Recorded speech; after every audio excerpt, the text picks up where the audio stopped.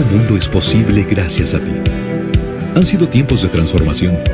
Juntos hemos logrado innovar, inspirar e impulsar la educación.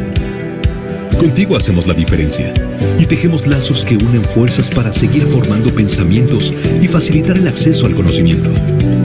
Somos parte importante de esta cadena, brindando acompañamiento a la comunidad educativa con la experiencia y solidez que nos representan. Gracias por compartir nuestra pasión, por impulsar el aprendizaje en cada rincón del mundo. Contigo construimos el futuro gracias al compromiso con el que llevas a cabo esta gran misión. Con cada página se abre un sueño, un nuevo horizonte, una nueva historia. Se renueva la curiosidad y la imaginación. Contigo vemos el mundo diferente. Vencemos desafíos, cuidamos el planeta. Contigo dejamos huella. Porque los sueños se cumplen. Contigo es posible.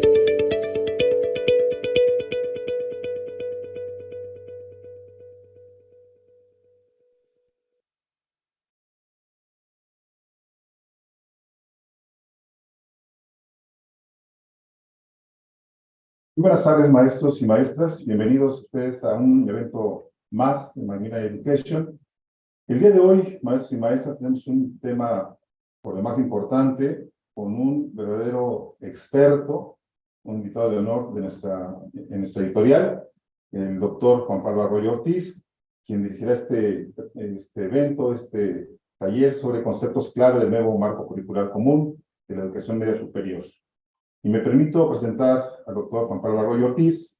Él es economista por la UNAM, doctor en filosofía por la Universidad de Alcalá, posgrado máster universitario en América Latina y la Unión Europea, una cooperación estratégica en el Instituto de Estudios Latinoamericanos de la Facultad de Filosofía de la Universidad de Alcalá. Posgrado, especialización en Historia del Pensamiento Económico en la Universidad Nacional Autónoma de México. Cuenta con una extensa trayectoria profesional. Fue subsecretario de Educación Media Superior en la Secretaría de Educación Pública de 2018 a 2022, periodo en el que impulsó el nuevo marco curricular común en la educación media superior. Actualmente es profesor titular de tiempo completo en la Facultad de Economía de la UNAM. Fungió como coordinador ejecutivo del Instituto Belisario Domínguez de la Cámara de Senadores de la República Mexicana. Asimismo, atendió la responsabilidad de coordinador general de la Coordinación Sectorial de Desarrollo Académico de la Subsecretaría de Educación Media Superior de la SED, director general del Sistema Integral de Capacitación y Evaluación. Asimismo, coordinador de la Comisión de Evaluación de los Profesionales de la Economía de la Federación Nacional de Colegios de Economistas, ACE, periodo 2012 a 2016, entre otras funciones que ha representado de forma profesional. Además, tiene publicaciones importantes, de las cuales mencionaremos algunas porque de verdad, maestros y maestras, es una lista larguísima de responsabilidades que ha tenido el doctor y asimismo de sus publicaciones, y mencionaremos memoria histórica de 4 años en la Subsecretaría de Educación Media Superior, líneas de política pública para educación media superior para el periodo 2019-2024, Plan CEP 023, Educación de Trayectoria para la Educación en México, el legado intelectual de los economistas mexicanos, y otros títulos, maestros y maestras, que de verdad es un agrado saber que tenemos a una persona experta, un profesional, y seguramente pues, ustedes podrán obtener de esta presentación muchas herramientas, muchos recursos y además estar muy bien enterados de estos conceptos clave. Pues, doctor, lo dejo ya en esta sesión para que adelante continúe con... Muchísimas gracias. Vamos a hablar de los conceptos clave del marco curricular común en la educación media superior. Quiero agradecer antes a Editorial Macmillan y Castillo que me han invitado a dar esta plática para poder llevar a ustedes los elementos más relevantes e importantes de lo que ha sido la propuesta de reforma de curricular de una parte del Plan de Estudios de Educación Media Superior, que es el que corresponde a un marco curricular común para todos los sistemas de bachillerato. Lo que vamos a integrar en esta plática son los nuevos elementos del marco curricular, la definición y propósitos de la atención a la población de 15 a 18, la organización del mapa curricular, la didáctica objetivo, la explicación de lo que son las progresiones, el desarrollo del conocimiento intermultidisciplinario y transversal, para el alcance del conocimiento complejo y se requiere proponer nuevas prácticas de trabajo en el aula, en la escuela y en la comunidad, en la localidad donde se trabaja. Los docentes, con eso vamos a terminar, son personajes importantes para el desarrollo de esta reforma. El nuevo marco curricular común ya fue acordado a partir de un acuerdo secretarial que fue publicado el 2 de septiembre de 2022. Todos los sistemas públicos y privados de educación media superior están en la dinámica de tener que implantar el nuevo marco curricular común a partir de agosto de 2023. La aplicación será progresiva, se inicia con el primer semestre, la primera generación, y paulatinamente se irá aplicando el nuevo marco curricular común en los próximos 3 años. La información de detalle de todas las progresiones y los documentos que soportan ya este acuerdo secretarial están en la dirección que tienen ustedes. Seguramente la editorial les va a distribuir la presentación y lo van a poder ustedes acceder. Está ahí todo el material último, más reciente, que se publicó por la Secretaría de Educación Pública y que tiene la misión de apoyar e impulsar la implantación de este nuevo marco curricular. Ahí están definidos todos los elementos y conceptos. La idea es que en un plazo de 3 años, las escuelas y su organización se deberán adaptar a este nuevo marco curricular, sus necesidades y su organización administrativa. Se adecuarán aspectos laborales, perfiles docentes y reorganización de áreas académicas. Creo que esto es lo más complejo porque tendrá que definirse nuevos esquemas de organización en algunos aspectos. Por ejemplo, se necesita la capacitación y actualización de los docentes que se ocuparán de la educación a estos jóvenes de 15 a 18 años. También las autoridades educativas tendrán que hacer suyo el nuevo marco curricular común y tenerlo claro. Y ese es uno de los propósitos de esta conferencia, tratar de ayudar a que todos ustedes directivos tengan la idea más redonda de lo que es el marco curricular común. ¿Cuál es la motivación de la propuesta? La motivación es que cuando se inicia la gestión de la subsecretaría en el 2008, una de las cuestiones que se hizo un balance fueron los resultados académicos que se tenían en la educación media superior. Y pues es triste porque Enlace, Planea, PISA, estas pruebas de desempeño eran bastante desfavorables. Los resultados del Planea de agosto del 19 confirman que la muestra evaluada por la prueba PISA evidencian que tenemos mucho que mejorar. Por ello, la meta es no aumentar los puntos en estos instrumentos. Sería absurdo. Lo que se requiere es hacer una reforma más integral de un modelo más permanente que nos ayude a que los jóvenes tengan lo suficiente para que las nuevas generaciones sean capaces de subir estos estándares. Hay experiencia en otros países, por ejemplo, en Corea del Sur, donde tenían un desempeño muy deficiente y se hizo una política pública estatal para corregir la enseñanza de las matemáticas. Todos los maestros se pusieron a aprender matemáticas, todos, incluso los que no enseñaban matemáticas. Solo esa acción subió el estándar de calificación de los estudiantes de Corea del Sur en 2 años. Luego se insistió y ahora Corea del Sur está compitiendo con Finlandia en los primeros lugares. Los cambios curriculares eran necesarios porque durante las reformas ocurridas anteriormente se habían reducido contenidos importantes, se afectó a las ciencias sociales, casi desaparecen. La enseñanza de la historia, después de una polémica ocurrida en 1992-93, la historia parecía que se desfiguraba en los programas de estudio de primaria, secundaria y bachillerato. Sin embargo, se quedó un concepto de historia muy memorística, pero se quedó historia.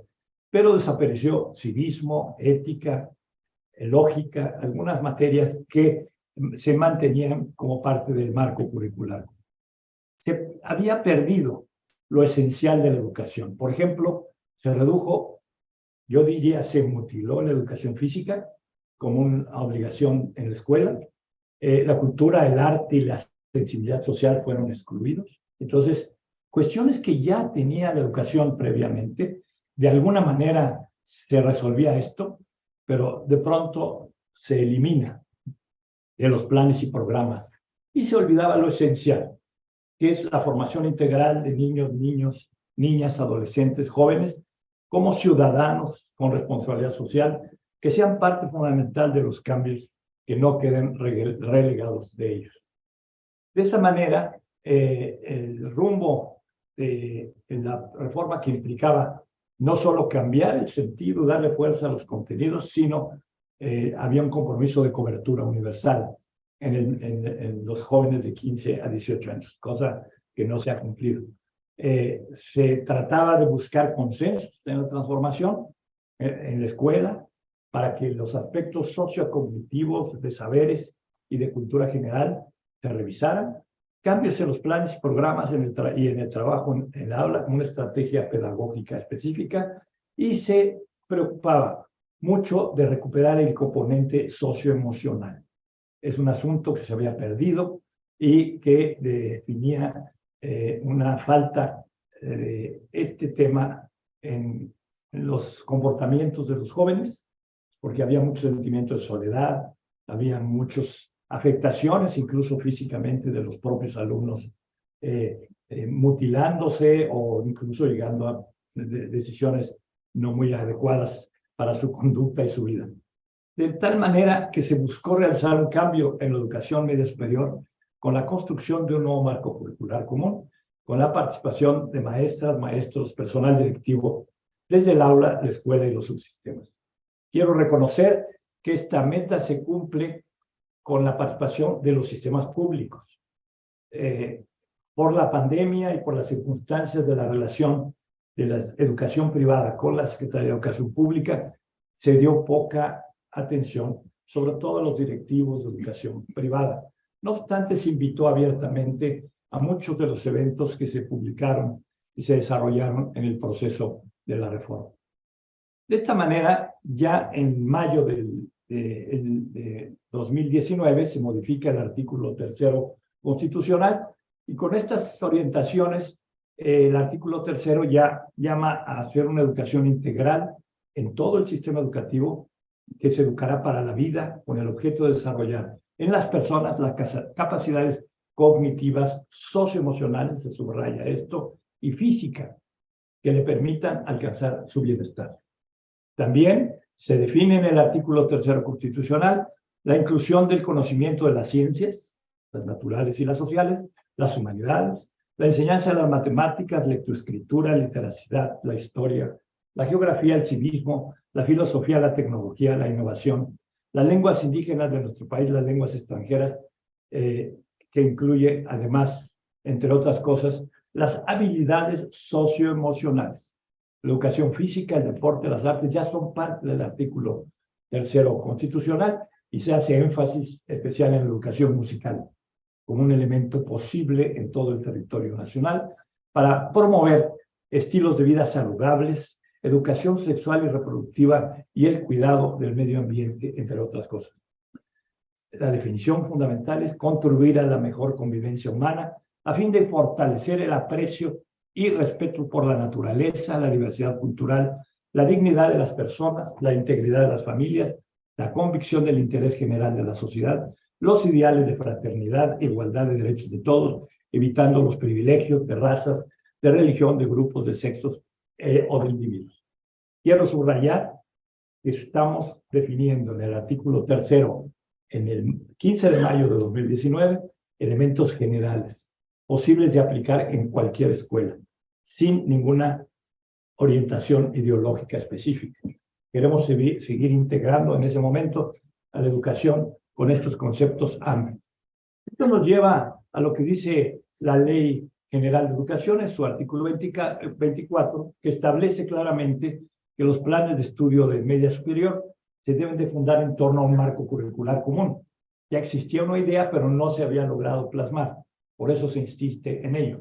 Y se promoverá entonces el desarrollo integral de los educandos, sus conocimientos, habilidades, aptitudes, actitudes y competencias profesionales. Con 3 elementos: conocimientos transversales, integrados por la comunicación, las matemáticas, la historia, el aprendizaje digital, con especial atención a lo socioemocional, las áreas disciplinares, la cultura, el conocimiento general, ciencias naturales, experimentales, las ciencias sociales y las humanidades, y pensar que en el ciclo de bachillerato hay que atender a los jóvenes a los 17, 18 años que se incorporan o al trabajo o a la educación superior. Esos son las salidas, el destino de un joven al salir del bachillerato. No todos los jóvenes pueden seguir a la educación superior, pero sí una gran cantidad de ellos se incorpora a la vida productiva y útil en la sociedad. ¿Cuáles son las definiciones que nos llevaron a tener estos planteamientos en la Constitución y en la Ley General de Educación? La edad de 15 a 18, en la edad de 15 a 18 se terminan las bases constructivas de la personalidad y se abre el horizonte de la vocación de jóvenes, para lo cual deben tener fundamento en el conocimiento, la disciplina, las actitudes, los valores, las habilidades y destrezas para tomar la responsabilidad de sus vidas en plena libertad. Es muy importante subrayarlo. Yo siempre señalé que me hubiera gustado diseñar este planteamiento para los niños desde los 12 años, que es cuando empieza la adolescencia. No obstante, el sistema educativo mexicano tiene este corte que separa la secundaria del bachillerato y que ya muchos planteles privados, lo quiero decir aquí, ya resuelven esto porque están ligando el secundaria con el bachillerato, como debe ser, no juntos, no en el mismo plantel, pero sí el plan de desarrollo de un niño, entendido desde la integración de la adolescencia. La adolescencia mayor, hay que reconocerlo, se tiene un comportamiento, una maduración de condiciones que llevan a una sexualidad, a un crecimiento físico, a una serie de emociones, compromisos. Es cuando uno empieza a buscar el amor, cuando uno empieza a sentirse serio y imitar al padre o imitar a alguna figura que le es importante. Pero quiero decir que nunca se había definido el propósito de educación de este grupo de edad. Se dejaba como algo que debía de ocurrir antes de la educación superior.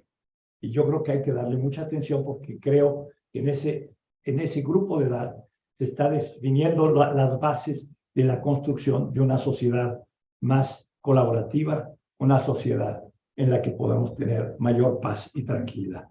A este tipo de educación le corresponde esta etapa de la vida, así como la de aquellas personas en extra edad, que muchos no terminan el bachillerato y regresan al bachillerato ya fuera de los 15 a 18. No obstante, incluso a ellos hay que darles el conocimiento, acceso al conocimiento teórico y práctico para que se conduzcan con responsabilidad y seguridad y logren una vida plena de satisfacción. Ese es el propósito central. ¿Para qué un cambio curricular que promueva el aprendizaje a lo largo de la vida? Ese es el propósito.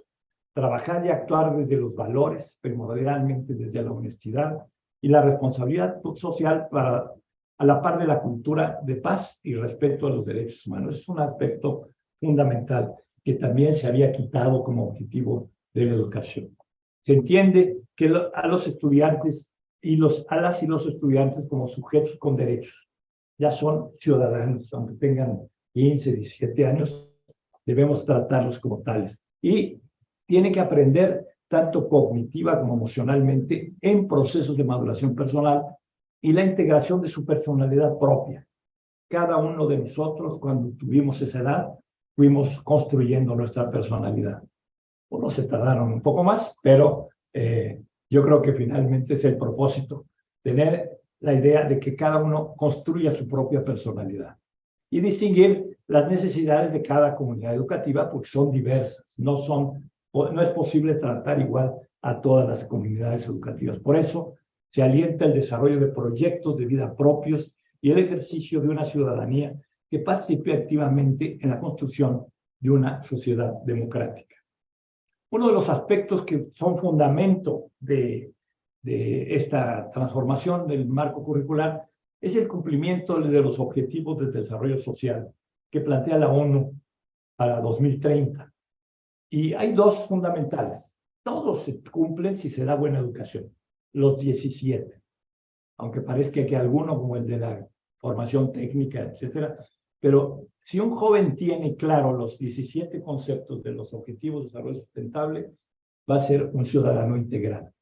Pero hay dos. Uno que es el de la educación de calidad, con el cual logramos el resto de los elementos. Ahí aprendemos a trabajar para resolver la pobreza, alimentarnos bien, a tener salud, en fin, los 17 conceptos de los objetivos de desarrollo sustentable hay que meterlos en la educación como un propósito central. El otro, que es la forma también de llegar a cumplimiento de estos fundamentos, es el objetivo octavo, que es el trabajo decente y crecimiento económico.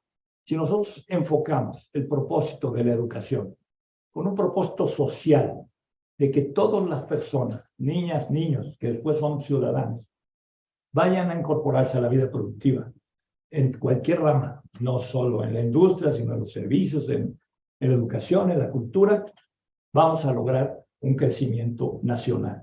O sea, la educación de esta edad es básica para un proyecto de nación. Por eso, el trabajo decente y crecimiento decente y crecimiento económico son fundamentales. Y si se tiene una educación sólida, cuando uno tenga 17, 18 años, va a poder tener esta oportunidad en el futuro.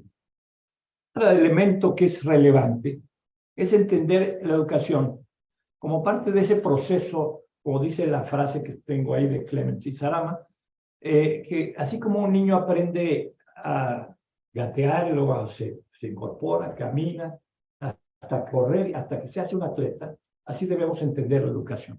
Es un proceso de trayectoria paulatina, donde cada nivel tiene que corresponderle la responsabilidad de una parte de este trayecto. La madre, cuando nace el niño, hay que darle palabras, hay que darle sentimientos, hay que darle concepción social, y eso es una responsabilidad educativa de la madre cuando nace un bebé. Pero después hay que incorporarlos al preescolar y cumplir también otros propósitos. Si cada nivel educativo cumpliera su propósito, yo no tendría que estar exigiendo a mis alumnos de profesional que lean bien. Y ese es un problema que tenemos actualmente.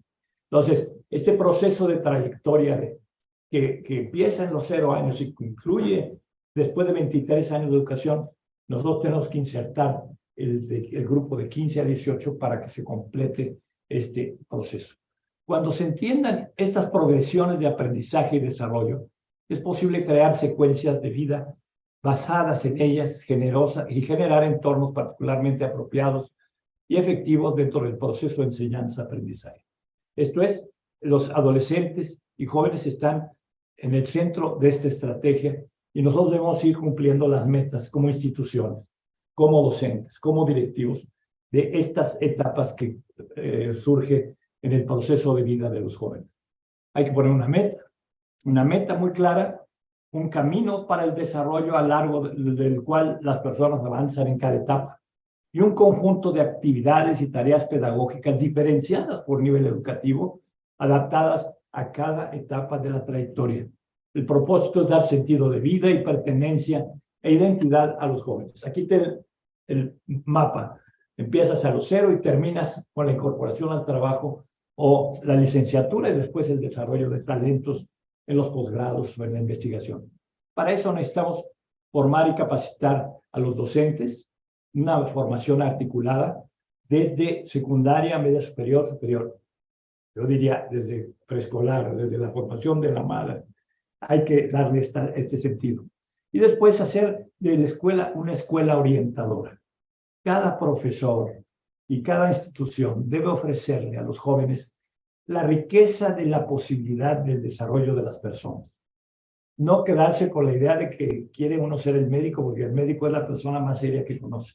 O quiere ser uno bombero porque lo tiene cerca, o quiere ser uno el Checo Pérez, ¿no? Porque es el que más publicidad tiene. Y entonces son imágenes equivocadas.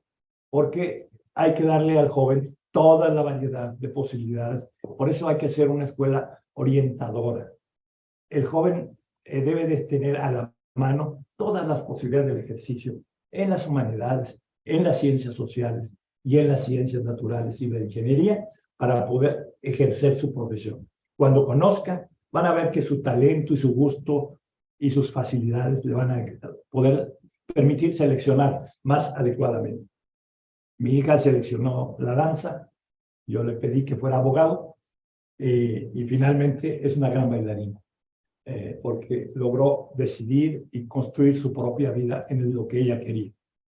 La educación profesional finalmente es muy importante, porque uno termina el bachillerato y entonces hay que pensar en cómo a ese joven se le da capacitación específica para el ejercicio laboral, a los que quedan en el ámbito laboral, pero a los que se van a la universidad es muy importante que se vayan a una formación de mayor fortaleza en las áreas específicas de la ciencia. Por eso van a ver un cambio muy importante en cómo se contempla la enseñanza de la cultura básica de la humanidad y no se llega directamente a enseñarle química, física, porque no todos vamos a ser físicos ni químicos al final de la vida.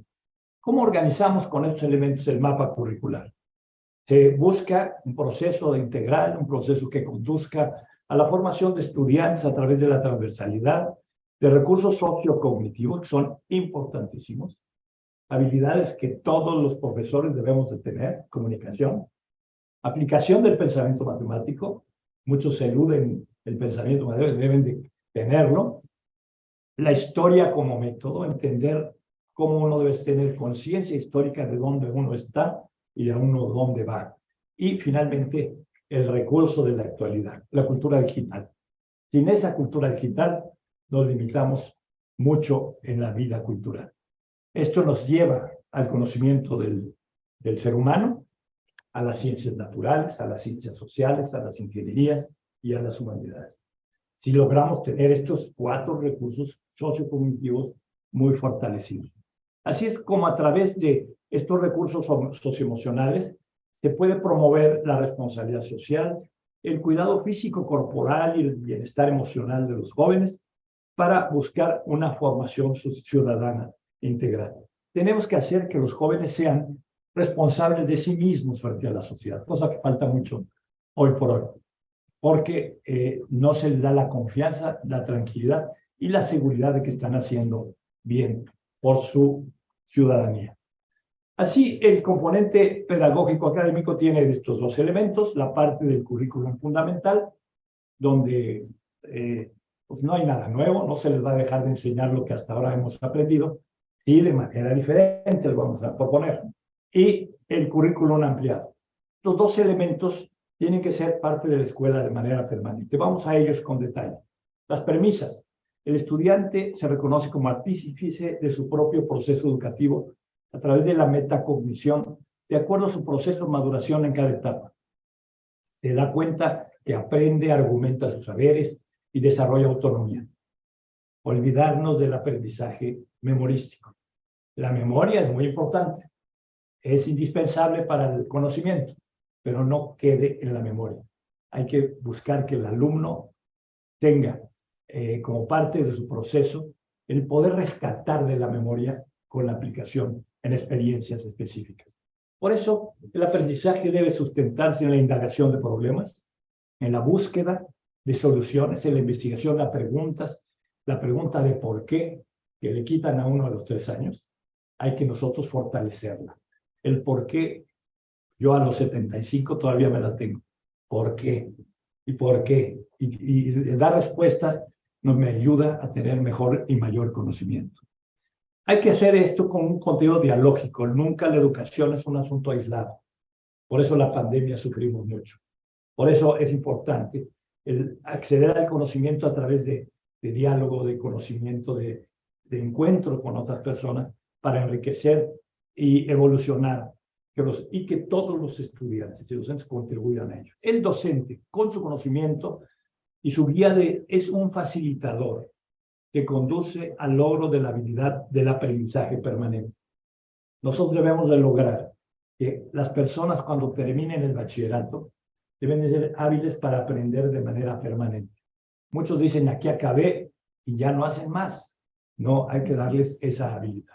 Por eso, en este diagrama que los docentes le llamaron el diamante del conocimiento, hay 4 triángulos entreverados ahí al centro, que son los conocimientos sociocognitivos, que dan conocimiento, acceso al conocimiento y experiencias de lo demás, de las ciencias naturales, las sociales y las humanidades.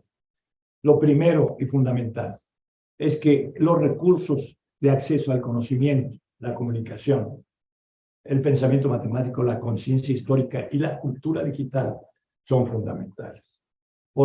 Sin estos, o sea, no es uno u otro, ni uno aislado o parte, los 4. Y los 4, por eso son el centro del nuevo proyecto. Y en los 4, todos los docentes debemos de ser hábiles. Así que aquellos docentes que le tenemos miedo a la estadística y las matemáticas, hay que recuperar el valor de lo que eso significa para nuestro conocimiento. O aquellos que no sabemos expresarnos bien.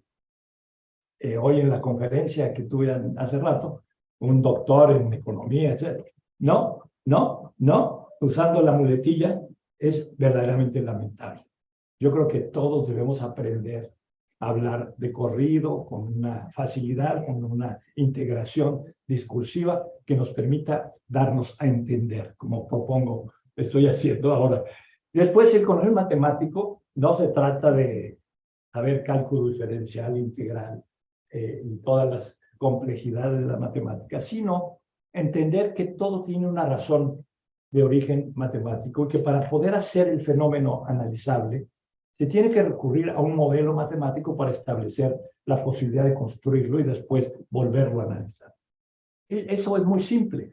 Cuando uno cruza la calle, uno hace un cálculo matemático de la velocidad a la que viene el auto, del tramo que tiene uno que recorrer. Y aunque uno no lo piense consistentemente, uno marca la distancia, marca la velocidad, marca el paso que uno debe dar y toma una decisión, o deja pasar el vehículo, o cruza rápidamente y cruza la calle. Ese es un cálculo matemático que inconscientemente hace uno. En todas las decisiones, en todas, hay cálculos matemáticos, incluso las decisiones de amor. Hay que tener cuidado con eso. Por eso es importante que el pensamiento matemático se use como un recurso natural, fácil de usar. Obviamente hay unas decisiones que se hacen complejas y hay que ver elementos que son en el desplazamiento del tiempo, en el desplazamiento de movimientos. Entonces empieza a hacerse el uso de la complejidad matemática, pero no todos tenemos que llegar a eso. Por eso, en lugar de hacer fácil la matemática, cuando se le enseña de memoria, se le hace imposible. Los niños, hicimos un estudio, los niños hasta el 3er año son buenísimos en matemáticas. ¿Por qué? Porque relacionan cosas a través del tacto, a través del conocimiento de saberes directos con las matemáticas. Cuando llega el profesor de 4º año y les empieza a enseñar cosas abstractas, empieza a tener dificultades. El niño que no está acostumbrado a relacionar experiencias concretas con la numeración matemática. Por eso, el pensamiento matemático es importante. La conciencia histórica tiene que ver también con un elemento que cambia. Aquí hay, en estas definiciones que les estoy señalando, es uno de los cambios fundamentales de la reforma. No son novedades, no son cosas diferentes, no son cosas que importamos de un país raro, son cosas que hacen nuestros profesores. Lo que hay que hacer es precisar, ponerle objetivos puntuales y precisos, donde él mismo se convierta en el mejor experto de enseñar lenguaje, haciendo lenguaje adecuado. En el mejor maestro de español, aprendiendo español. Y mejor matemático, aprendiendo matemáticas. Todo eso, por eso estas habilidades de comunicación verbal, no verbal, escrita, son indispensables para que una persona se desarrolle hábil y tranquila y seguramente en su vida futura. La conciencia histórica la he dejado un poco para entenderla. No se trata de aprender la historia de memoria, porque si uno se recuerda, a uno le han enseñado historia desde primaria, secundaria, Y yo llego y le pregunto a mis estudiantes de licenciatura, y dime cuándo fue la batalla de Puebla. Y no saben, hasta que llega el puente del 5 de mayo, ¿no? Pero el tema es que de nada sirve que el aprendizaje de memoria no se relaciona con algo concreto, que es lo que lleva al uso de la metacognición. Por eso, la conciencia histórica, y es el planteamiento que tiene la propuesta, es que se use el conocimiento de la historia para explicarse el presente.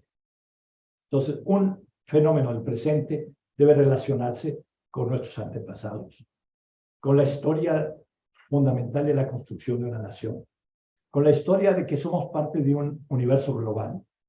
O sea, ya no estudiar primero historia universal, historia de México, y después saber qué nos toca, no, sino entender que lo que somos parte de una globalidad, de una historia nacional, y somos resultado, en la condición que tenemos, del producto de mucha historia detrás de nosotros. Y entonces nos explicamos por qué somos pobres, por qué somos artesanos, o por qué somos burócratas, o por qué somos ricos, potentados, o por qué somos políticos, porque tenemos una historia. Si logramos que la enseñanza se transforme de la enseñanza memorística al uso de la práctica, del análisis de la historia para explicarnos cómo somos y qué somos y a dónde vamos, va a ser más útil el aprendizaje de la historia. Por eso le pusimos conciencia histórica más que solo historia. Creo que las progresiones, todavía la discusión tiene ahí algunos problemitas, pero hay que mejorar esas circunstancias. Bueno, y cultura digital, ¿qué les digo? Si podemos estar en comunicación con todos ustedes, y que tuvo problemas aquí los técnicos de Macmillan para conectarnos porque casi no llegábamos, es porque tenemos que tener el acceso a todos estos elementos de las técnicas de la información y la comunicación para poder establecer esta maravilla de poder hablar con tanta gente desde una salita, que yo pedí que me acompañaran algunos para no sentirme tan solo, pero sé que los tengo a todos ustedes escuchando. La cultura digital, por tanto, es indispensable. Estas 4 habilidades sociocognitivas nos pueden llevar a fortalecer la enseñanza. Esto nos va a poder acceder a los elementos del conocimiento de la humanidad, las ciencias naturales, las experimentales y la biología, la tecnología, perdón, las ciencias sociales y las humanidades. Se había perdido el concepto integral de la cultura de estos 3 elementos. Incluso se había aislado. Hay una polémica de si las humanidades solo se enseña filosofía, pero las humanidades son una cosa más compleja. Las humanidades no es el ser humano y cómo se interpreta y cómo vive, sino es todo lo que puede hacer a través de las acciones de la humanidad para expresar su sentir y su ser, y ser parte de una sociedad. La filología, la biblioteconomía, la epistemología, la estética, son actividades de las humanidades muy centradas en el concepto de la filosofía que nos puede permitir hacer ciudadanos integrales. Lo mismo les digo de las ciencias sociales. Había desaparecido porque era muy complejo enseñarles abogacía, economía, administración pública, todas esas cosas que son las ciencias sociales. Pero, ¿por qué no enseñarle a los jóvenes que las ciencias sociales tienen este complejo de elementos donde la economía, el gobierno, la administración pública, el derecho, la justicia, son parte de un conjunto social en el cual vivimos? Y lo encontramos hasta que nos pasamos el alto o hacemos una cuestión indebida, o lo encontramos cuando necesitamos presentar los impuestos, o lo encontramos, y los jóvenes no saben, van descubriendo poco a poco estos elementos que son parte indispensable de su conocimiento general. Descubrimos que hay gobierno cuando la primera chamba nos piden el RFC. ¿Y eso qué es? Pues es buscar la forma de que nos quitan dinero para el gobierno. Eso como que no nos gusta. Pero si se explica a un joven la razón de la importancia del gobierno y la responsabilidad del gobierno de cumplir con los ciudadanos, yo creo que vamos a lograr mucho en la responsabilidad de los políticos, porque todos tendremos la misma cultura. Por eso las ciencias sociales, de manera integral, compleja, es muy importante aprenderla.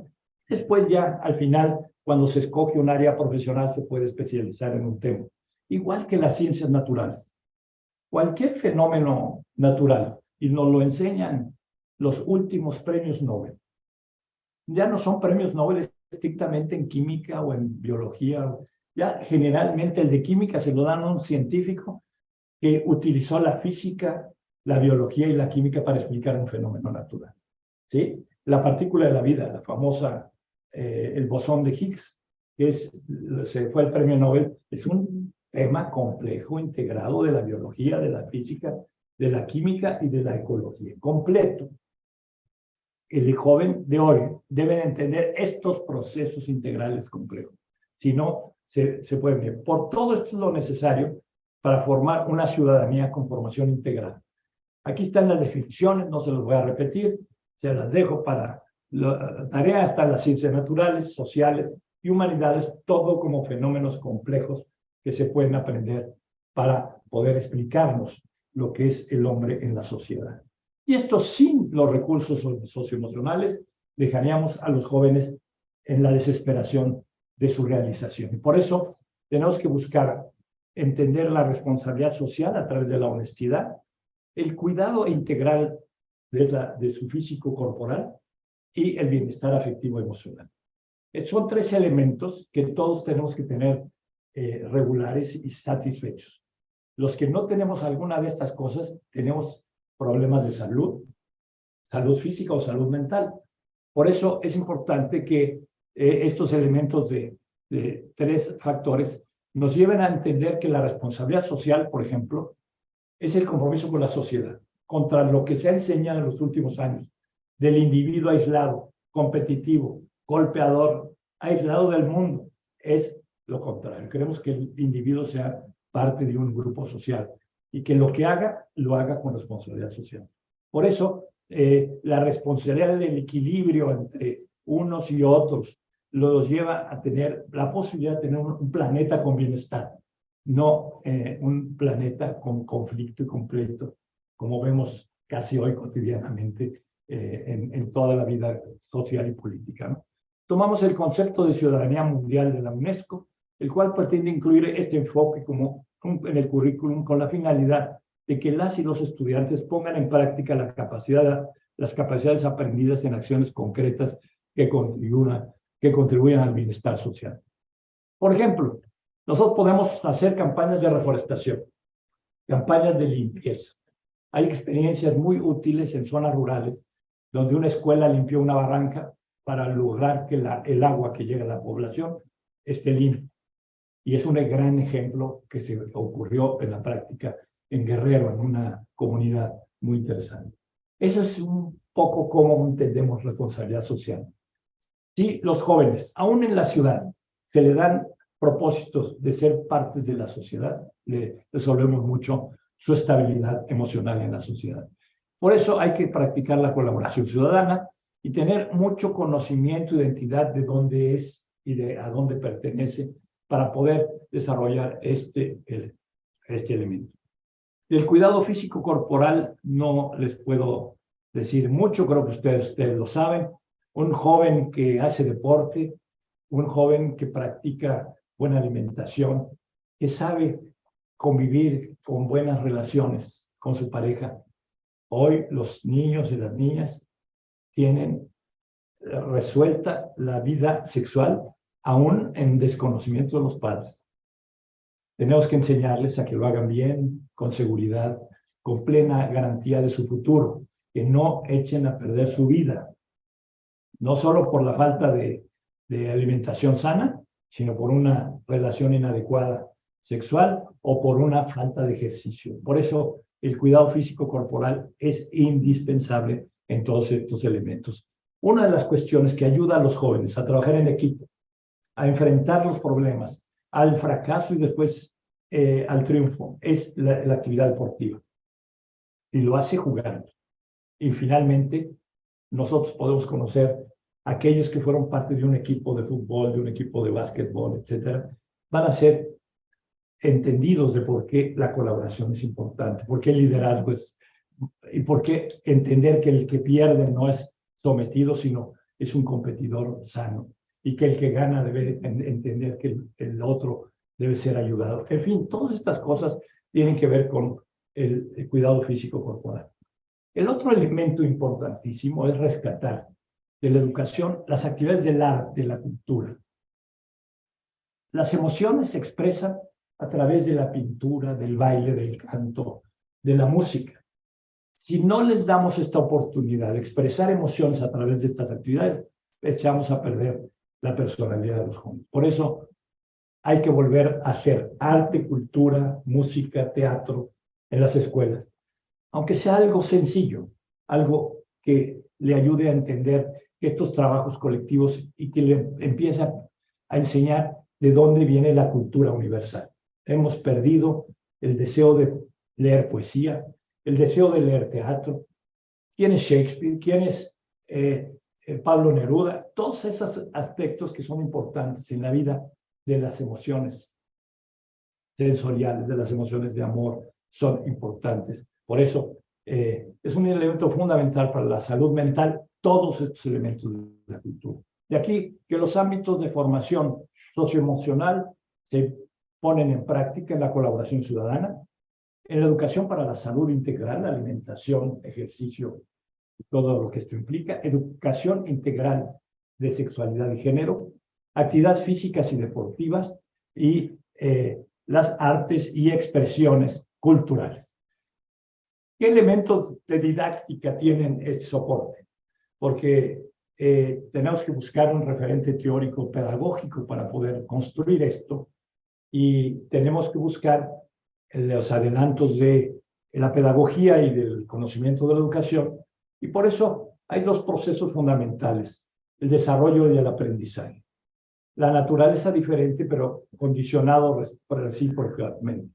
El aprendizaje potencia el desarrollo y el desarrollo el aprendizaje. Eso debemos saber manejarlo dialécticamente para que podamos entender cómo un niño o una niña puede avanzar. El objetivo fundamental es adquirir una habilidad adaptativa de aplicar los conocimientos y las capacidades adquiridas como forma significativa, de manera flexible, creativa, en distintas situaciones. La naturaleza del aprendizaje es fortalecer los saberes y conocimientos con el uso de la investigación para plantear dudas, inspirar en la práctica para corregir, verificar y aplicar lo aprendido. La historia de la pedagogía tiene un avance importantísimo. No se trata de convertirnos en radicales apasionados de una u otra escuela. Cada profesor tiene experiencias diferentes, condiciones contextuales diferentes, grupos diferentes, pero debe ser un hombre culto, una mujer culta, los docentes, para poder aplicar los elementos que nos enseñó Skinner y todo en la cuestión del conductismo, que ojalá ya no se aplique mucho, pero que fue en un momento una cosa fundamental. Yo creo que ahora hemos tenido avances históricamente. Piaget, Vygotsky, Brunner y Oswald nos han enseñado elementos para entender una cosa más compleja, más diversa. No podemos ser radicales en una sola posición. Tenemos que buscar ser integrales en el aprendizaje para poder tener una perspectiva constructivista, que es la aplicación atenta con esfuerzo esencial de los procesos de adquisición, conocimientos y capacidades en integración del entorno. Es autorregulado porque los individuos manejan sus posibilidades de adaptación al proceso. Visión situada nunca se hace con cuestiones tan imaginadas, sino son elementos concretos que le llevan al sujeto a entender con la experiencia el proceso de aprendizaje. Y es esencialmente una actividad distribuida que incluye al estudiante individual, a otras personas, al ambiente de aprendizaje, así como a los recursos, tecnologías y herramientas disponibles. Esto no se lo va a leer en detalle, pero hay posibilidad de principio de adquisición de memoria, principios de retención de memoria y el aspectos de manejo de sobrecarga de la información. Son 6 principios en lo primero, en lo segundo también, y son elementos que el docente debe tener claro de lo que está construyendo en el proceso educativo. Les voy a dejar esto para su conocimiento y detalle de la información. Esto nos llevó a una decisión que discutimos mucho, porque la comunicación que se daba a los docentes en la implantación de un plan de estudios era planes y programas con temarios. Y los temarios pues dan mucha posibilidad de aplicación. Como este concepto implica la aplicación de la complejidad en el análisis de los fenómenos naturales, sociales y humanos, pensamos que era más posible su entendimiento si al docente se le explica cómo poder entender que un análisis de un objeto material nos puede enseñar lo que es la materia, la transformación de la materia y los elementos químicos y biológicos que pueden ocurrir en este proceso. De ahí que las progresiones son la descripción secuencial de aprendizajes, de conceptos, de categorías y subcategorías que le llevan al estudiante a ir desarrollando su conocimiento. Y ahí es donde metemos los elementos de la complejidad del conocimiento. Es un modelo flexible que no limita el proceso de enseñanza-aprendizaje debido a que ofrece libertad al docente de abordar temas o conceptos desde las distintas perspectivas adaptadas de acuerdo a los contextos en los que se encuentra. El propósito es lograr en el estudiante el desarrollo de conocimientos y habilidades de forma gradual con objetivo de alcanzar los aprendizajes de trayectoria propuestos. Un elemento importante en la educación es la evaluación. Y la evaluación tiene dos ámbitos. El primero, que es el que está en el aula, en la relación entre docente y estudiante, donde lo principal es que el docente debe procesar una evaluación formativa de trayecto durante el curso. Olvidarnos de los exámenes finales como única forma de evaluación. Uno debe de ir construyendo con el alumno cómo se logra su calificación y que el alumno entienda que no va a poder pasar con un examen final después de 6 meses. Que entienda que construyó su conocimiento y que va alcanzando la construcción de su calificación. A eso le llamo yo una evaluación formativa de trayecto durante el curso. Eso es fundamental y un cambio que no es solo de conocimiento, sino de práctica pedagógica en el aula. Se recomienda la retroalimentación del proceso de aprendizaje en fomentos y procesos de evaluación y de autoevaluación, que el alumno sepa dónde falló y por qué falló. Hay una forma de evaluación muy interesante que es estudiante a estudiante, que ellos discutan dónde fallaron y por qué fallaron. Eso les permite a ellos consolidar conocimientos. Finalmente, la evaluación que el estudiante hace de nosotros, los profesores. Es importante saber qué piensa el estudiante de cómo uno dio la clase, cómo dio uno el curso, para poder corregir en adelante. Las evaluaciones de los docentes por estudiantes hechos en forma anónima son muy útiles e importantes en las instituciones. Que se haga llegar al profesor dónde está fallando, dónde puede mejorar, eso va a ser indispensable. La otra parte de la evaluación es la evaluación de la institución. Entre docentes deben evaluar su práctica y debe haber reuniones académicas donde ellos expongan cómo enseñan, qué enseñan, para poder enriquecer sus experiencias. La relación entre el docente y el directivo, porque el directivo debe conocer lo que se está haciendo en el aula y en la práctica de la enseñanza. Y es docente directivo, pero también el directivo con el docente. Las dos vías para ver cómo un director no solo se necesita autoridad, sino se necesita comprensión y capacidad de liderazgo y conducción. Finalmente, ¿qué piensa la comunidad de nuestras escuelas? Porque también tenemos que ser claros que trabajamos para una sociedad y para una comunidad. Y por eso las evaluaciones sociales son muy importantes. El desarrollo vital para esta reforma es el conocimiento inter y multidisciplinario y la práctica pedagógica transversal. Si nosotros hemos propuesto una enseñanza de fenómenos complejos, necesitamos entender lo que es la inter y la multidisciplina. No se trata de fundir las ciencias, ya cada ciencia va a mantener su cuerpo teórico, su metodología y sus elementos de conocimiento, pero se trata de utilizarlos para explicar los fenómenos complejos. De tal manera que ese es uno de los tramos difíciles en la formación de los docentes.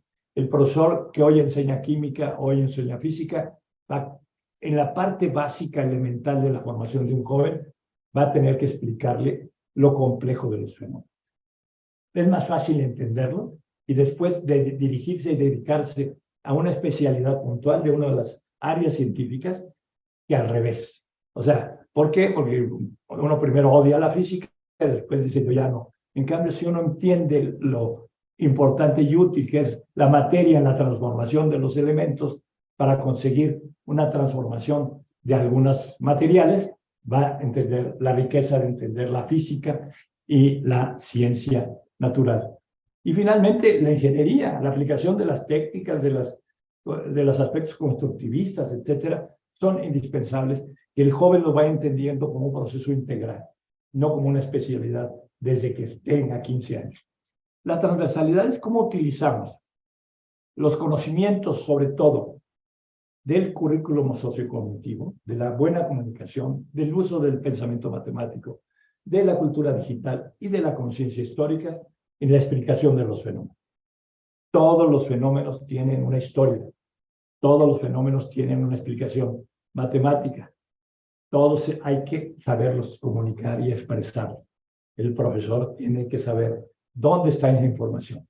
Y hoy por hoy, el uso del teléfono celular, el uso de la tablet en una clase es muy importante. No prohibírselos, sino usarlos. A ver, jóvenes, ¿quién me saca las gráficas de estadística del Producto Interno Bruto? ¿Dónde, profesor? No, pues busquen INEGI, ahí está la página. Y entonces les enseña uno la cultura digital para entender una información que va a usar uno en el curso que está impartiendo. Pero se necesita un profesor que tenga estas habilidades ante todo.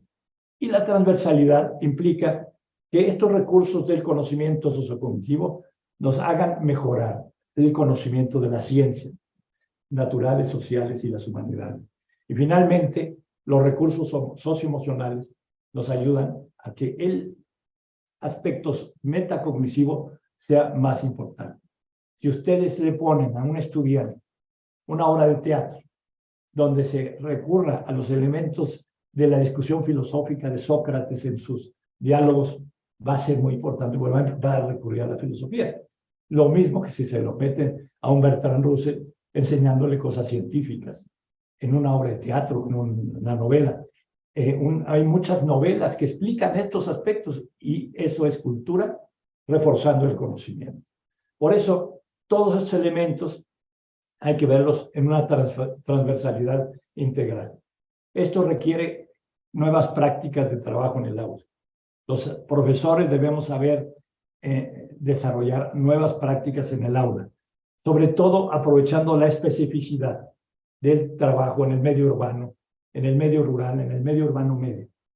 Les quiero comentar que don Mario Molina me ayudó mucho a establecer estos conceptos y un día me dijo, ¿por qué no tenemos laboratorios en todas las escuelas? Yo no, pues porque no tenemos dinero. Entonces me dijo, te voy a proponer cómo hacemos que cada escuela tenga su laboratorio. A ver, dígame, don Mario. Pues vamos al patio y vemos qué recursos naturales hay ahí. Y si hay una planta, si hay sol, si hay una nube. Son recursos que se pueden utilizar como laboratorio para el aprendizaje de fenómenos físicos, fenómenos naturales. Y si uno empieza a sembrar una semilla al inicio del curso, ve en el trayecto del curso cómo la planta se desarrolla, atendiendo atención la medición, la sustancia, la descripción de lo que va viendo crecer. Es un aprendizaje que nunca se va a olvidar. Por eso, el cambio de práctica en el aula debe ser una de las áreas de autonomía de creación de los docentes. El docente debe ser capaz de crear sus propias dinámicas. Ya no podemos mandarle la misma explicación al profesor que está en el desierto de Sonora, al que está en Iztapalapa, o al que está en la Colonia del Valle, o al que está en la selva de Chiapas. Cada uno debe de tener este propósito bien entendido y construir de lo que tiene a la mano un elemento para demostrar su capacidad de desarrollo. Actividades a desarrollar en este proceso de aprendizaje, guiados por las progresiones para lograr las metas de aprendizaje que contempla así el currículum fundamental y el ampliado para el logro de la formación integral de los alumnos. Estrategias, actividades, dinámicas de trabajo para alcanzar metas de aprendizaje y logros y actitudes y habilidades socioemocionales deberían ser el propósito central de nuestras prácticas en el aula y eso cada uno de nosotros como docentes debemos aprenderlo a hacer. Por ello, los docentes son fundamentales en el cambio. Son los actores primordiales Las reformas, muchas que se han dado anteriormente, nunca se aplicaron. Yo conocí la enseñanza por las competencias y cuando iba a las aulas les decía, a ver, ¿cómo estás enseñando las competencias? Pues la verdad es que no habían entendido que era enseñanza por competencias. Entonces, por eso, el trabajo importante en la aplicación de esta reforma es la formación docente. Yo creo que todos ustedes como directivos deben tener atención a este proceso, no aplicar burocráticamente el plan de estudios y a ver qué hace el profesor, porque el profesor va a cerrar la puerta y va a seguir enseñando química como ha enseñado los últimos 20 años y no ciencias naturales.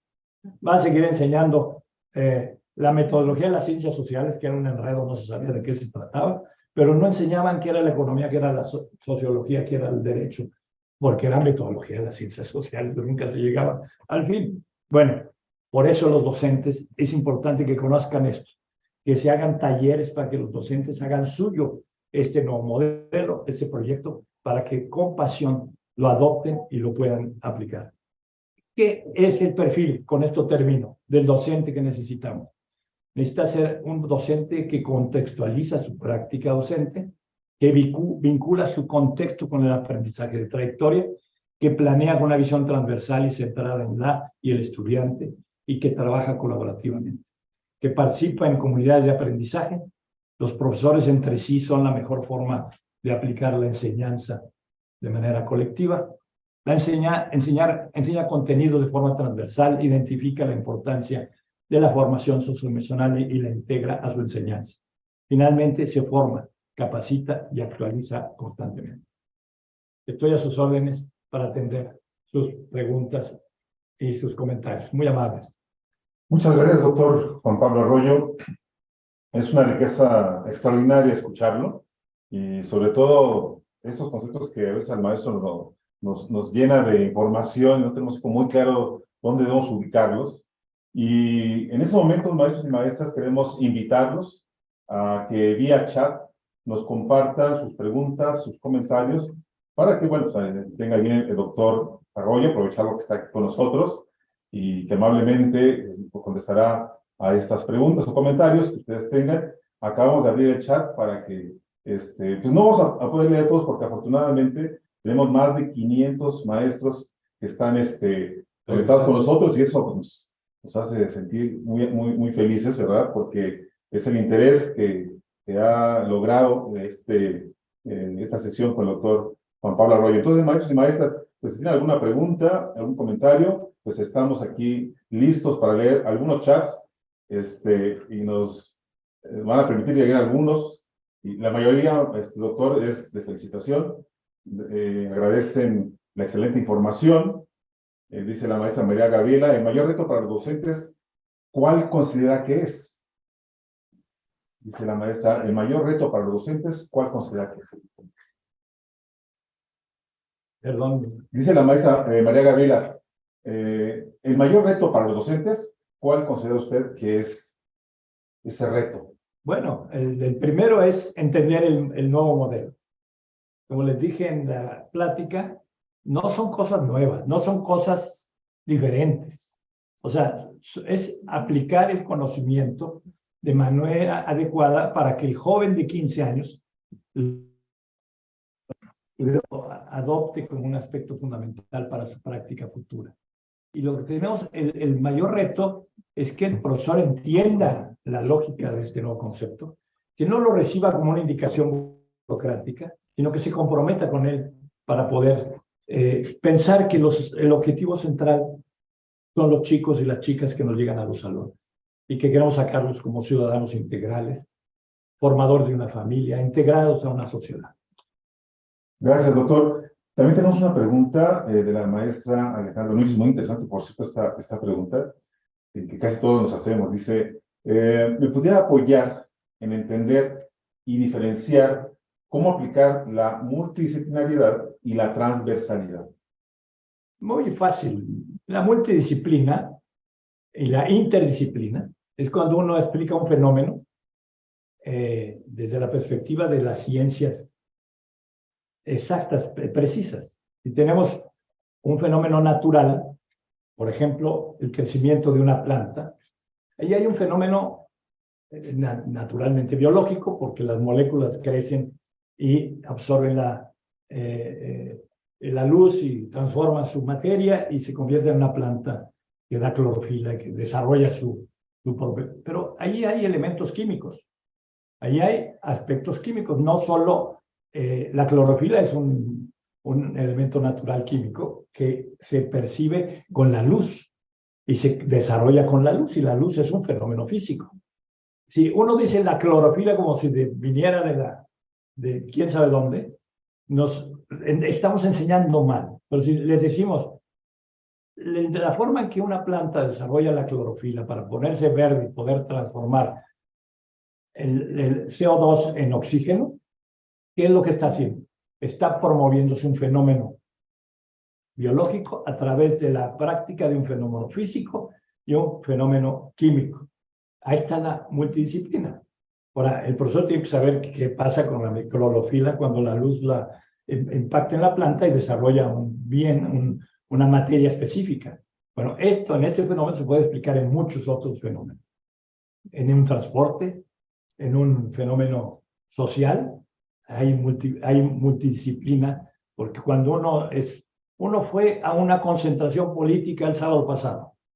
¿Qué es eso? No, es un fenómeno social muy importante, pero tiene un propósito político, tiene un planteamiento de la celebración de un evento histórico muy relevante, que fue la expropiación petrolera, pero tiene una utilidad política para los que concurrieron a ese concepto. Entonces, uno entiende que hay problemas en un ejemplo social, hay problemas de la política, del gobierno, de la historia, que nos llevan a este desarrollo de una concentración. Cuando uno entiende todo esto, uno ya puede comprender por qué los que van tienen un interés o una obligación de ir. Y entonces uno entiende y analiza con toda seriedad y profesionalismo el fenómeno específico. ¿Dónde está la transversalidad? Pues que uno debe de saber matemáticas, cómo medir la cantidad de gente que fue al Zócalo el sábado contra la que fue el 26 de febrero. Han dicho muchas cifras, pero uno se puede hacer el esfuerzo midiendo la superficie, midiendo la cantidad de gente, viendo la concentración que puede estar en 1 metro cuadrado. Eso que es matemáticas aplicadas a un análisis, esa es transversalidad. ¿Cómo lo expresa uno? A un comentario que puedo hacer aquí. Pues tengo que ser muy preciso en la comunicación. Yo les quiero decir que la concentración de un día fue mayor que otra porque la cantidad de gente se vio distribuida en estas condiciones. Y eso le da unos argumentos para poder explicar bien las cosas. ¿Y cómo lo puedo expresar en una conferencia como esta? Pues porque una cámara me está comunicando con más de 500 personas por una práctica digital que uno debe ser muy hábil. Tiene que dar. Ahora, yo doy clases en Zoom y ayer que me tocaba atender clases en Zoom, me llegó un alumno. ¿Dónde están los demás? Pues el celular. Entonces, con el celular lo localicé. ¿Dónde están? No, pues uno andaba en un funeral y el otro, bueno, ya supe dónde está. Con la práctica digital pude integrar la sesión de ayer en una sesión Zoom y trabajamos 2 alumnos, porque los otros 6 no estaban. Todos tuvieron unos de plano no se presentaron ni sabíamos dónde andaban. Pero ese es el uso de la práctica digital del conocimiento y eso es transversalidad. Entonces, la comunicación, expresarlo bien. El pensamiento, expresar una razón con fundamento que tenga algo que pase con la cámara, que lo vea la cámara. Ya lo veo. No. La cámara.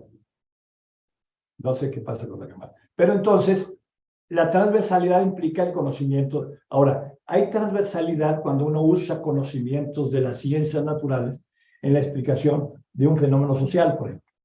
No es automático, no es una cosa que sea una receta. Es de una cosa integral de la cultura de un ciudadano que debe poder aplicar todos estos conocimientos. Muy bien, vamos a continuar con otra pregunta. Nos hacen, ¿cuándo comenzará la capacitación para docentes? ¿Cuándo comenzará estos talleres para los maestros y maestras que tengo marco curricular común. Miren, yo tengo entendido que la Secretaría de Educación Pública ha tenido muchos cursos y actividades de formación, y hay una cantidad disponible de manera libre de estos cursos que los pueden acceder, pero yo creo que la responsabilidad fundamental es de sus directivos, de ustedes directivos, a que organicen sus procesos de formación. Y creo que hay que darse tiempo, hay que ayudar a esto, buscar que esto se pueda desarrollar con mayor facilidad. Por ahí, un taller de trabajo de formación para preparar al grupo de profesores que va a empezar en agosto y que entiendan con mayor precisión y con expertos lo que es las ciencias naturales, lo que es las humanidades. Eso puede ser interesante que Macmillan pueda desarrollar algo así. Me lo han pedido en algunas universidades, pero tengo entendido que la Secretaría está...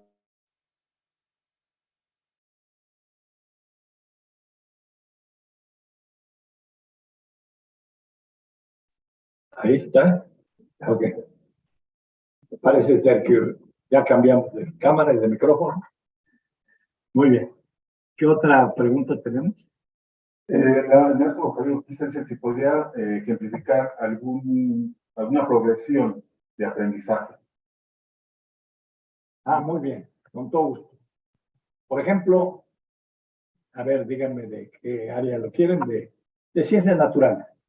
¿Sí? Es una de las que ha implicado mayor complejidad por la especialidad que los profesores han tenido en cada una de las ciencias específicas, disciplinarias. Si uno empieza a analizar la materia, cualquiera que sea, inerte o viva, uno puede explicar qué contenidos, qué elementos tiene esa materia.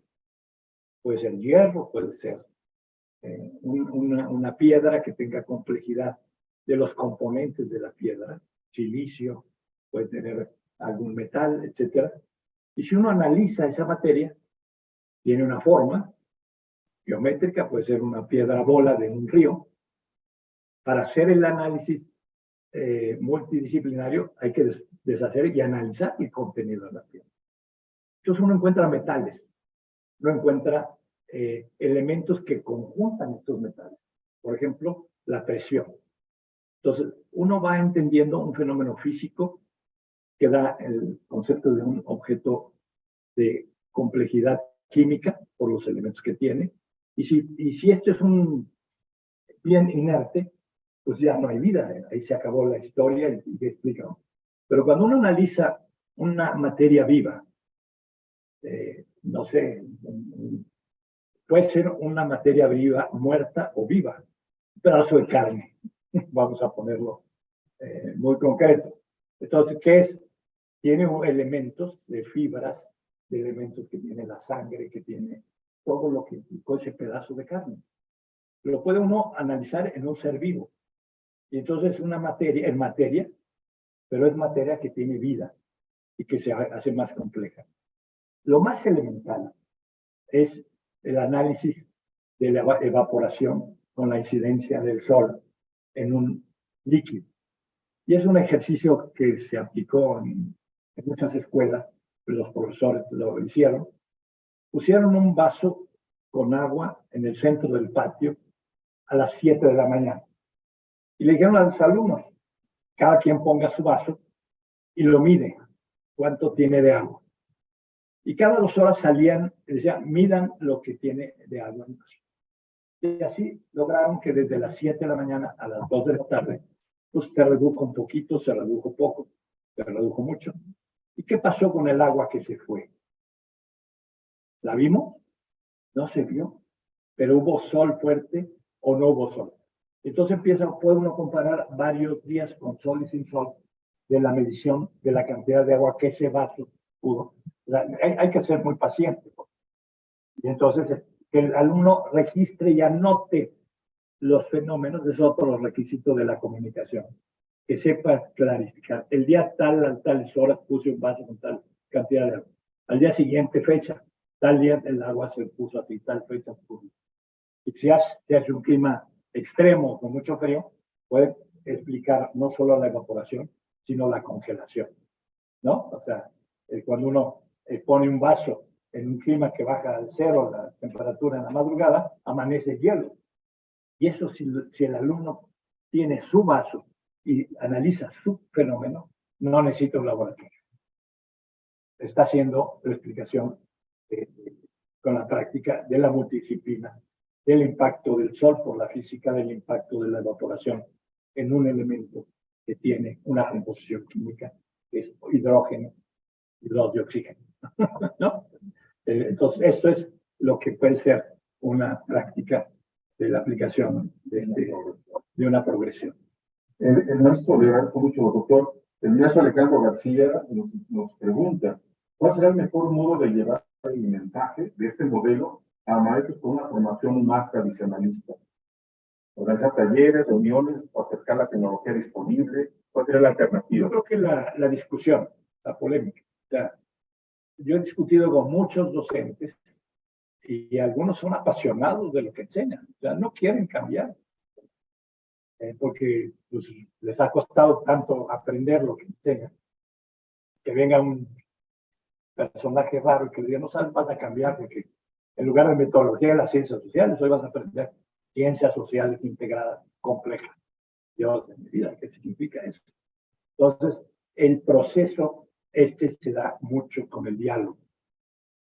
El modelo implica una experiencia dialógica. Yo creo que la implementación es lo mismo. Necesitamos abrir muchos seminarios, muchos procesos en los que los docentes puedan interactuar entre ellos mismos. O sea, si ustedes pueden poner a discutir esta presentación que yo propongo se distribuya, que la discutan entre los profesores, que vean los problemas que hay y que lo justifiquen o que lo repliquen o que digan esto no sirve. Les quiero decir que sirve, que sí es factible, que hay, incluso lo hemos expuesto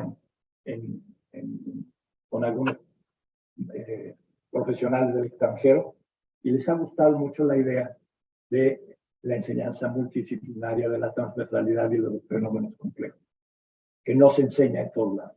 ¿Sí? Eso es un avance de la educación que podría implantarse en nuestro país.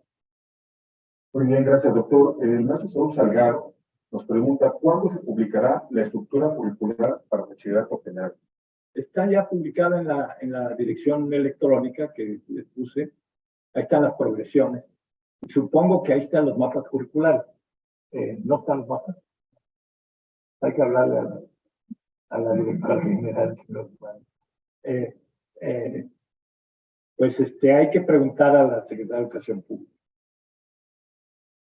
Muy bien. La maestra Yasmín Luna nos pregunta, ¿qué perfil requiere el docente para trabajar los recursos socioemocionales? Ya que habla de arte, deporte, medio ambiente, entre otros. Bueno, uno puede apoyar el curso de ciencias naturales en alguna actividad artística, pero sería desviar mucho el objetivo central porque no terminaría el plan de trabajo del aula. Lo recomendable es que existan un área de educación artística en la escuela. Es una de las modificaciones que son importantes a realizar. Les quiero comentar que alguna escuela, una universidad en Colima, cuando escuchó este planteamiento, el director resolvió dedicar un área nueva, construirla, para hacer el área de arte y cultura en apoyo a las demás materias. Y entonces, usaron el gimnasio, abrieron el programa los sábados y se pusieron a hacer actividades de judo, de baile, de karate, de voleibol, etcétera, cuando no estaba contemplado en el plan de estudio. Y los chicos entusiasmados se fueron a estas actividades y sacaron espléndidas expresiones de canto, de baile, obviamente de karate y de esas cosas que les gustan mucho, pero se relacionaron y con gusto fueron a la escuela los sábados. ¿Sí? Pero el director tuvo la decisión de poner un espacio y poner vigilantes para que lo pudieran hacer con su vida. Entonces, sí es posible hacerlo, Pero ahora, no es automático. Estas reformas no son de un día para otro. Ningún cambio en la sociedad es de un día para otro. A veces los profesores somos muy conservadores, pero vamos a querer cambiar. Y eso no lo vamos a poder resolver. O sea, tienen derecho y tienen antigüedad como docentes, etcétera. Y bueno, pues, ¿qué le vamos a hacer? Pero hay jóvenes que están muy entusiasmados con esto y hay grupos de aprendizaje colectivos en las escuelas que ayudan a que esto se haga posible. El aprendizaje colectivo entre profesores, la discusión de estos materiales nos puede llevar a eso. Los aprendizajes socioemocionales, yo recuerdo en la reforma del 17 que decía que había que aprender las habilidades socioemocionales, que era saber comunicarse, una serie de cosas muy específicas que describe la Organización Internacional del Trabajo para un buen empleado. Yo creo que nosotros podemos ir a más si a las personas no solo las hacemos bien entendidas de la comunicación, empáticas, cuando juegan deporte le van a resolver todo eso a un chico o una chica. Cuando son parte de un equipo, van a identificarse, entre ellos van a tener amor a una camiseta. Y eso es indispensable, poder identificarse con una institución. Y eso les va a dar una seguridad en su desarrollo. Muchas gracias, doctor Camargo. Y también tengo una pregunta de Mónica Muñoz. Dice, buenas tardes. Por esta propuesta, ¿qué papel tendrán los profesiogramas para la asignación docente? Se tienen que arreglar, porque yo creo que se tienen que flexibilizar.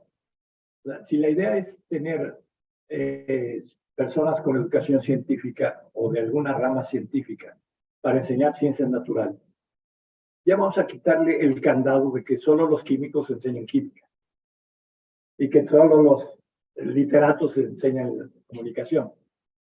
Yo creo que va a haber que describir con mayor amplitud los profesiogramas.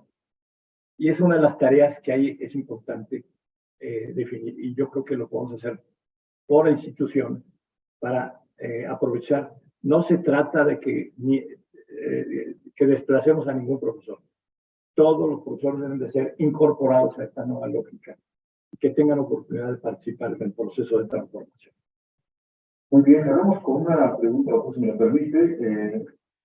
Ricardo Magañe, una pregunta, ¿qué posibilidad existe que estos cambios no surtan efecto en el ciclo 2024 y se pospongan un ciclo escolar más? Dependerá de la disposición de las instituciones. No, o sea, cuando una institución decida que en agosto empiezan, para empezar necesita seleccionar a los profesores, necesita abrir las condiciones materiales para que esto sea posible, organizar los horarios de trabajo, ver dónde se va a hacer lo socioemocional y la parte de trabajo en aula, pero eso hay que empezarlo a construir ya ahora. Depende de las instituciones que lo puedan hacer y en una relación clara con la Secretaría de Educación Pública, presentar planes de si es posible hacerlo en agosto o posponerlo un año. Yo le recomendaría en beneficio de los niños y las niñas que buscáramos la forma de hacerlo lo antes posible. Aunque hagamos un planteamiento para agosto parcial, con apoyo de materiales publicados, con todo lo que se tenga que usar para que esto pueda ser posible.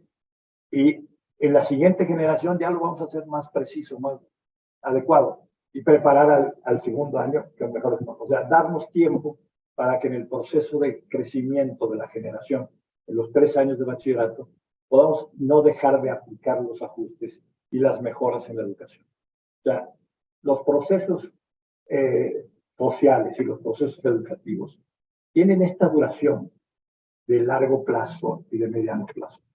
Eso permite hacerlos más fuertes, porque logramos mayor compromiso con los actores fundamentales que son los docentes.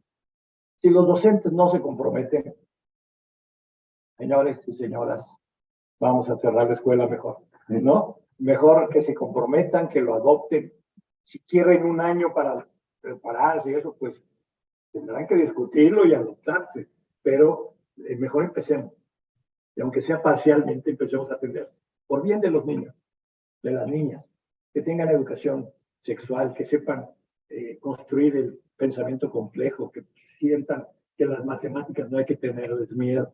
Todos esos son aspectos que han sido fundamentales en la propuesta que estamos planteando.